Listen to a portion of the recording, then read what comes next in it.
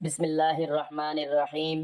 جو ماں باپ اپنی اولاد کے لیے قرآن پاک کی یہ 3 سورتیں پڑھتے ہیں، ان کی 7 نسلیں دنیا پر حکمرانی کرتی ہیں۔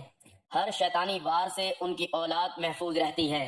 محترم ناظرین، دوست احباب، اپنی اولاد کے لیے کسی بھی وقت، کسی بھی نماز کے بعد جب ان کو وقت مل جائے، قرآن پاک کی یہ 3 سورتیں پڑھتے ہی ان کی اولادیں ہر میدان میں کامیاب ہوتی ہیں۔ جو والدین یہ سورتیں پڑھتے ہیں، اللہ سبحانہ وتعالی ان کی آنے والی نسلوں کو رنگ دیتا ہے، اللہ ان کی نسلوں کو آباد فرما دیتا ہے، اللہ ان کی اولادوں کو عزت دیتا ہے، کامیابی دیتا ہے، صحت، تندرستی اور توانائی دیتا ہے۔ بیماریوں سے، مصیبتوں سے اور ہر آنے والی پریشانیوں سے، ہر طرح کے فتنوں سے، آفتوں سے اللہ ان کو اپنی حفاظت میں رکھتا ہے۔ محترم بھائیوں اور بہنوں، حضرت عمر رضی اللہ تعالیٰ عنہ روزانہ صبح کی نماز کے بعد سیدنا ابوبکر صدیق رضی اللہ تعالیٰ عنہ کو باہر پاتے۔ وہ دیکھتے تھے کہ ابوبکر رضی اللہ تعالیٰ عنہ نماز کی ادائیگی کے لیے تو باقاعدگی سے مسجد میں آتے ہیں، مگر جو ہی نماز ختم ہوتی ہے وہ چپکے سے مدینے کی مضافاتی علاقوں میں ایک طرف نکل جاتے ہیں۔ کئی بار ارادہ بھی کیا کہ سبب پوچھ لیں، مگر ایسا نہ کر سکے۔ ایک بار وہ چپکے سے حضرت ابوبکر رضی اللہ تعالیٰ عنہ کے پیچھے چل دیے۔ حضرت ابوبکر رضی اللہ تعالیٰ عنہ دیہات میں جا کر ایک خیمے کے اندر چلے گئے۔ کافی دیر کے بعد جب وہ باہر نکل کر واپس مدینے کی طرف لوٹ چکے تو حضرت عمر رضی اللہ تعالیٰ عنہ خیمے میں داخل ہوئے۔ کیا دیکھتے ہیں کہ خیمے میں ایک اندھی بڑھیا ہے، 2 چھوٹے چھوٹے بچوں کے ساتھ بیٹھی ہوئی ہے۔ حضرت عمر رضی اللہ تعالیٰ عنہ نے بڑھیا سے پوچھا کہ اے اللہ کی بندی، تم کون ہو؟ بڑھیا نے جواب دیا، میں ایک نابینا اور مفلس اور نادار عورت ہوں۔ ہمارے والدین ہمیں اس حال میں چھوڑ کر فوت ہو گئے کہ میرا اور ان 2 لڑکیوں کا اللہ کے سوا اور کوئی آسرا نہیں ہے۔ حضرت عمر رضی اللہ تعالیٰ عنہ نے پھر سوال کیا، یہ شخص کون ہے جو تمہارے گھر میں آتا ہے؟ بوڑھی عورت، جو کہ حضرت ابوبکر رضی اللہ تعالیٰ عنہ کی اصلیت نہیں جانتی تھی، اس نے جواب دیا کہ میں اس شخص کو تو نہیں جانتی، مگر یہ روزانہ ہمارے گھر میں آ کر جھاڑو دیتا ہے، ہمارے لیے کھانا بناتا ہے اور ہماری بکریوں کا دودھ دوہ کر ہمارے لیے رکھتا ہے اور چلا جاتا ہے۔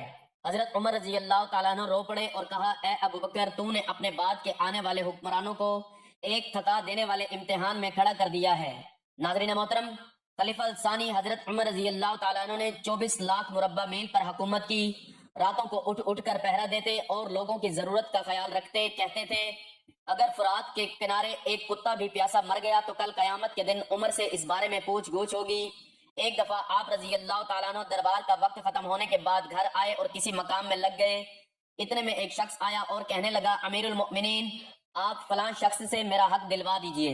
آپ کو بہت غصہ آیا اور اس شخص کو ایک درہ پیٹ پر مارا اور کہا، جب میں دربار لگاتا ہوں تو اس وقت تم اپنے معاملات لے کر نہیں آتے، اور جب میں گھر کے کام کاج میں مصروف ہوتا ہوں تو تم اپنی ضرورتوں کو لے کر آ جاتے ہو۔ بعد میں آپ کو اپنی غلطی کا اندازہ ہوا تو بہت پریشان ہوئے، اور وہ شخص جسے درہ مارا تھا اسے بلوایا اور اس کے ہاتھ میں درہ دیا اور اپنی پیٹھ آگے کی کہ مجھے مارو، میں نے تم سے زیادتی کی ہے۔ وقت کا بادشاہ، 24 لاکھ مربع میل کا حکمران، ایک عام آدمی سے کہہ رہا ہے کہ میں نے تم سے زیادتی کی ہے، مجھے ویسی ہی سزا دو۔ اس شخص نے کہا کہ میں نے آپ کو معاف کیا۔ آپ رضی اللہ تعالیٰ عنہ نے انکار کر دیا کہ کل قیامت میں اس کا جواب دینا پڑے گا، مجھے ایک درہ مارو تاکہ تمہارا بدلہ پورا ہو جائے۔ آپ رضی اللہ تعالیٰ عنہ روتے جا رہے تھے اور فرماتے تھے، اے عمر، تو کافر تھا، تو ظالم تھا، بکریاں چراتا تھا، خدا نے تجھے اسلام کی دولت سے مالا مال کیا اور تجھے مسلمانوں کا خلیفہ بنایا کہ تو نے اپنے رب کے احسانوں کو بھلا دیا، یا تو اپنے رب کے احسانوں کو بھول گیا؟ آج ایک آدمی تجھ سے کہتا ہے کہ مجھے میرا حق دلوا دو تو اسے درہ مارتا ہے۔ اے عمر، تو کیا سمجھ بیٹھا ہے کہ تو مرے گا نہیں؟ کل قیامت کے دن تجھے اللہ کو ایک ایک عمل کا حساب دینا پڑے گا۔ حضرت عمر رضی اللہ تعالیٰ عنہ اسی بات کو دہراتے جاتے اور بڑی دیر تک روتے رہے۔ اللہ اکبر۔ ناظرین محترم، اللہ تعالیٰ نے فرمایا کہ یاد کرو جب لقمان نے اپنے بیٹے کو نصیحت کرتے ہوئے فرمایا کہ اے میرے بیٹے، کسی کو اللہ کا شریک نہ کرنا، بے شک یقیناً یہ بڑا ظلم ہے۔ قرآن پاک میں اللہ تعالیٰ نے اپنے برگزیدہ بندے حضرت لقمان کی ان نصیحتوں کا بیان فرمایا جو انہوں نے اپنے بیٹے کو سمجھاتے ہوئے بیان فرمائی۔ ناظرین، ان نصیحتوں کا خلاصہ کچھ اس طرح سے ہے کہ اے میرے بیٹے، کسی شے یا شخص کو اللہ کا شریک نہ قرار دینا، بے شک شرک یقیناً بڑا ظلم ہے، اور چھوٹی چھوٹی برائی سے بھی بچنا، کیونکہ اگر رائی کے دانے جیسی چھوٹی سی برائی ہی کیوں نہ ہو، کسی چٹان، آسمان، زمین میں کہیں بھی چھپ کر ہو، تو اسے قیامت کے دن اللہ تعالیٰ بندے کے سامنے لے آئے گا، اور نماز قائم رکھنا، اچھائی کا حکم دینا، برائی سے منع کرنا اور مصیبت پر صبر کرنا، بے شک یہ بہت ہمت والی بات ہے۔ یوں ہی مغرورانہ اور ظالمانہ رویہ اختیار نہ کرنا، لوگوں سے ٹیڑھے منہ بات نہ کرنا، چیخ چلا کر بولنے کے بجائے مناسب آواز میں کلام کرنا، کیونکہ چیخنے کی آواز بری آواز ہے اور سب سے بری گدھے کی آواز ہے جو چیخ چیخ کر رینگتا ہے۔ نیز اپنے چلنے میں درمیانی چال سے چلنا، اکڑ کر نہ چلنا، کیونکہ اللہ تعالیٰ کو اکڑنے والا، تکبر کرنے والا بندہ پسند نہیں۔ حضرت لقمان رضی اللہ تعالیٰ عنہ نے اپنے بیٹے کو جو نصیحتیں فرمائی انہیں بہت غور سے پڑھیں کہ انہوں نے اولاد کو زندگی کے کن کاموں کے متعلق نصیحت فرمائی اور اس کی روشنی میں ہمیں اپنی اولاد کی تربیت کیسے کرنی چاہیے۔ اولاد کے عقائد کی تعلیم، اصلاح کی پختگی اور استقامت پر توجہ دینی چاہیے۔ ان کے ظاہری اعمال اور عبادات جیسے نماز، روزہ وغیرہ کی طرف توجہ دیں، یعنی انہیں نماز سکھائیں اور اسے پڑھنے کا عادی بنائیں۔ یوں ہی ظاہری باطنی آداب کے ساتھ نماز پڑھنے کی تعلیم و تربیت دینے کی، اصلاح اور درستگی کی جانب توجہ کریں کہ جب یہ یقین دل میں بٹھا دیں کہ اللہ سمیع اور بصیر ہے، علیم و کبیر ہے، وہ بندے کا ہر عمل دیکھ رہا ہے، کوئی عمل اس سے پوشیدہ نہیں اور ہر چھوٹے بڑے عمل کا قیامت میں حساب دینا ہے، تو باطنی اصلاح بہت آسان ہو جاتی ہے۔ اولاد کی اخلاقی تربیت کریں، آداب زندگی، معاشرتی اخلاق اور اسلامی کردار سکھائیں۔ یہ چار چیزیں دنیا اور آخرت دونوں کے لیے انتہائی اہم ہیں۔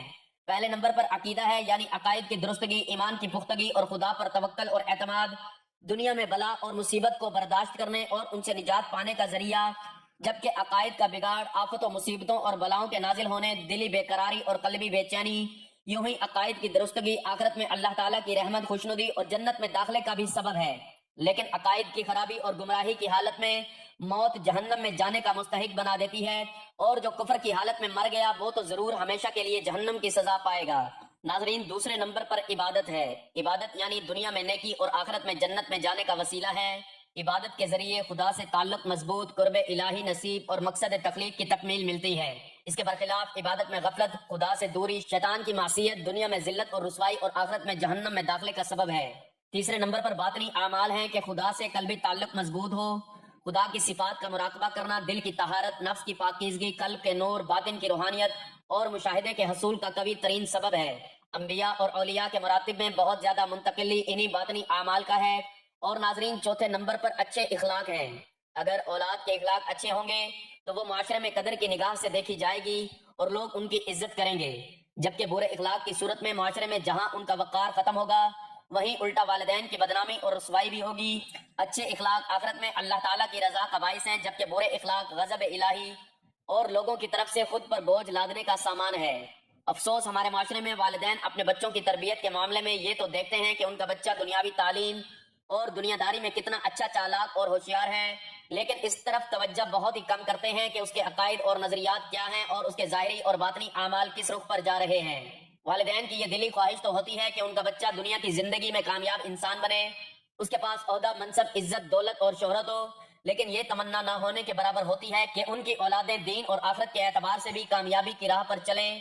مسلمان ماں باپ کی اولاد ہونے کے ناطے اپنے دین و مذہب اور اس کی تعلیمات سے اچھی طرح آشنا ہو، اس کے عقائد اور اعمال درست ہوں اور اس کا طرز زندگی اللہ تعالیٰ کے پیارے حبیب صلی اللہ علیہ وآلہ وسلم کے بتائے ہوئے طریقے کے مطابق ہو۔ والدین کی یہ آرزو تو ہوتی ہے کہ ان کی اولاد دنیا میں خوب ترقی کرے تاکہ ساتھ ساتھ والدین کی بھی دنیا سنور جائے اور انہیں بھی عیش و آرام نصیب ہو، لیکن اس طرف توجہ نہیں کرتے کہ ان کی اولاد خیر کی زندگی میں ان کے چین کا باعث بنے اور آخرت میں ان کے لیے شفاعت اور مغفرت کا ذریعہ ہوں۔ بچوں کی تربیت کے لیے انہیں اپنا تھکا ہوا اور تھوڑا سا وقت نہیں بلکہ تازہ اور بھرپور وقت دیا کریں۔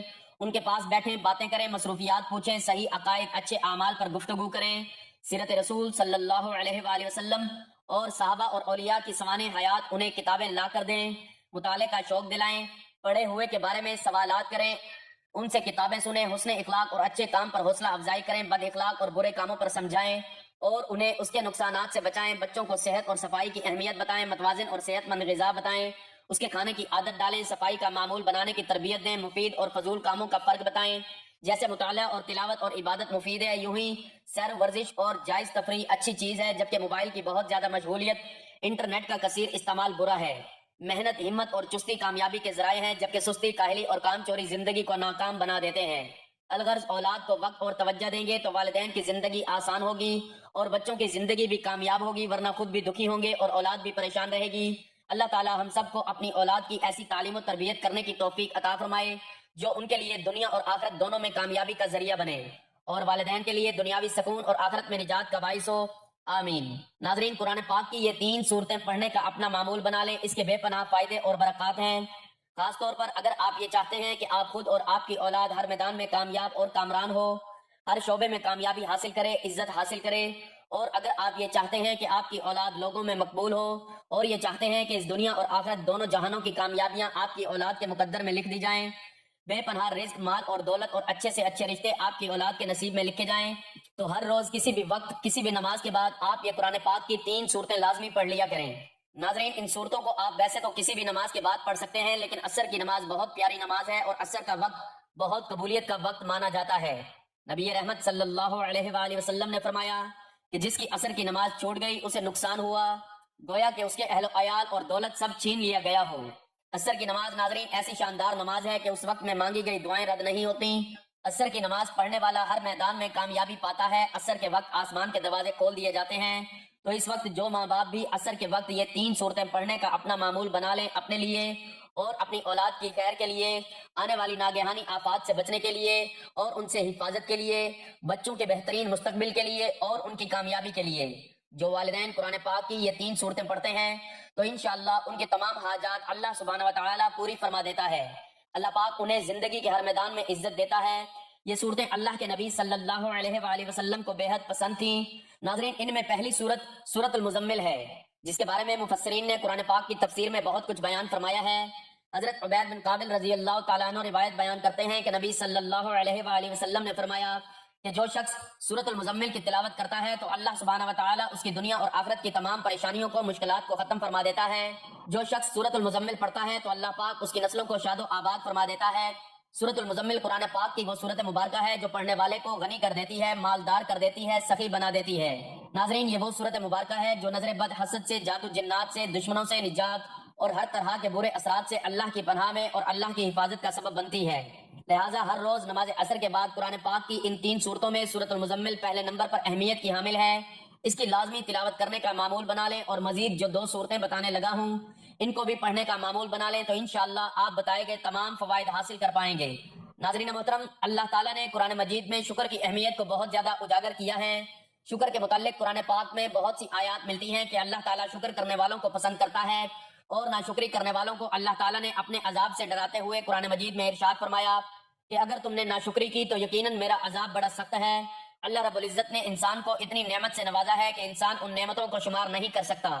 انسان سوچتا ہے کہ مجھے فلاں چیز کی ضرورت ہے، فلاں کے پاس یہ چیز ہے، میرے پاس کیوں نہیں ہے، فلاں کو اللہ نے یہ دے دیا، مجھے کیوں نہیں دیا۔ لیکن اگر یہی انسان چند لمحوں کے لیے اللہ کی عطا کردہ ان نعمتوں کے بارے میں سوچے جو اللہ تعالیٰ نے اسے عطا کی ہیں، ان میں سے بہت سی ایسی نعمتیں ہیں جو اللہ رب العزت نے اسے بن مانگے عطا کی ہیں، جن کے لیے بہت سے لوگ اللہ کے سامنے گڑ گڑاتے ہیں، تو انسان حقیقی معنوں میں اللہ تعالیٰ کا شکر ادا کر سکتا ہے۔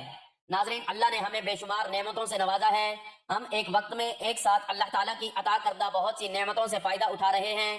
اللہ تعالیٰ نے ہمیں مکمل جسمانی اعضاء کے ساتھ ساتھ عقل و شعور اور ہر محرومی سے پاک ایک مکمل انسان بنایا ہے۔ اگر ہم اپنے ارد گرد دیکھیں تو ہمیں بہت سے ایسے لوگ نظر آئیں گے جو بہت سی محرومیوں کا شکار ہیں۔ اس لیے ہمیں ان سب نعمتوں پر جو اللہ رب العزت نے ہمیں عطا کی ہیں تہ دل سے اللہ کا شکر ادا کرنا چاہیے۔ لیکن ناظرین، ستم ظریفی یہ ہے کہ مصیبتوں کا تذکرہ تو کرتے ہیں لیکن نعمتوں کا ذکر نہیں کرتے۔ ہم اللہ کا شکر کچھ اس طرح سے بھی ادا کر سکتے ہیں کہ ہم دین کے معاملے میں اپنے سے اوپر والے کو دیکھیں اور دنیا کے لحاظ سے اپنے سے نیچے والے کو دیکھیں۔ حضرت ابو ہریرہ رضی اللہ تعالیٰ عنہ سے روایت ہے کہ نبی کریم صلی اللہ علیہ وآلہ وسلم نے فرمایا، تم میں سے جو کوئی ایسے آدمی کو دیکھے جو اس سے زیادہ مالدار ہو، اس سے زیادہ اچھی شکل و صورت کا ہو اور اس کو دیکھ کر اپنی حالت پر ناشکری کرے تو اسے چاہیے کہ وہ شخص اس پر نظر ڈالے جو اس سے کمتر ہو۔ اللہ تعالیٰ نے ہمیں پینے کے لیے صاف پانی دیا، کھانے کے لیے طرح طرح کا اناج، حلال اور پاکیزہ چیزیں دی تاکہ ہم اللہ تعالیٰ کی دی ہوئی نعمتوں کو کھائیں اور اللہ کا شکر ادا کریں۔ اگر اللہ تعالیٰ ہم پر اپنی یہ تمام نعمتیں بند کر دے تو کون ہے جو ہمیں رزق دے؟ اس لیے ہمیں ہر حال میں اللہ کا شکر ادا کرنا چاہیے۔ تو ناظرین محترم، قرآن پاک کی ان 3 صورتوں میں پہلی صورت مبارکہ سورت المزمل پڑھنے کے بعد آپ نے دوسرے نمبر پر سورت الاخلاص کی تلاوت کرنی ہے۔ بسم اللہ الرحمن الرحیم، قل هو اللہ احد اللہ الصمد لم یلد ولم یولد ولم یکن له کفوا احد۔ سورت الاخلاص ہمیں اللہ تعالیٰ کی توحید، اس کی وحدانیت، اس کی ربوبیت، اس کی الوہیت کے بارے میں تعلیم دیتی ہے کہ اللہ رب العزت ایک ہے، اس کے سوا کوئی عبادت کے لائق نہیں، وہ ساری کائنات کا شہنشاہ ہے، ساری مخلوق کے پالنے والا، زندگی موت کا فیصلہ کرنے والا، آسمانوں اور زمین کا مالک، پہاڑوں اور سمندروں کا مالک، انسانوں اور جنوں کا معبود، عرش اعظم کا مالک، فرشتوں کا معبود، عزت اور ذلت کے مالک، بیماریوں کو شفا دینے والا، بادشاہوں کا بادشاہ، تمام جہانوں کا مالک اللہ تعالیٰ ہے۔ ہم اس کے گناہگار بندے ہیں لیکن اللہ کے نام لیوا بندے ہیں اور اس کی توحید کی گواہی دیتے ہیں، اس کے سوا کوئی عبادت کے لائق نہیں، کوئی بندگی کے لائق نہیں، کوئی تعریف کے لائق نہیں۔ تو آپ نے اللہ تعالیٰ کی وحدانیت کو مانتے ہوئے دوسرے نمبر پر سورۃ الاخلاص کی تلاوت کرنی ہے۔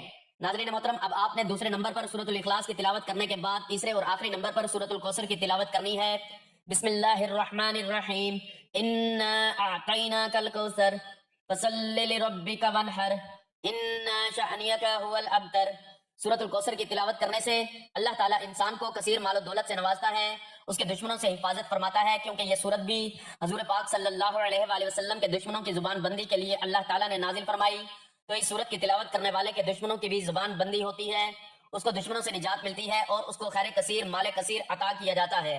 تو جو والدین قرآن پاک کی ان 3 سورتوں کی تلاوت کرتے ہیں، اللہ تعالیٰ ان کو اور ان کی آل اولاد کو آباد و شاد رکھتا ہے، ان کی 7 نسلوں کو سوار دیتا ہے، ان کی آنے والی 7 نسلیں دنیا پر حکمرانی کرتی ہیں، اللہ تعالیٰ ان کو ہر شیطانی وار سے محفوظ فرما دیتا ہے۔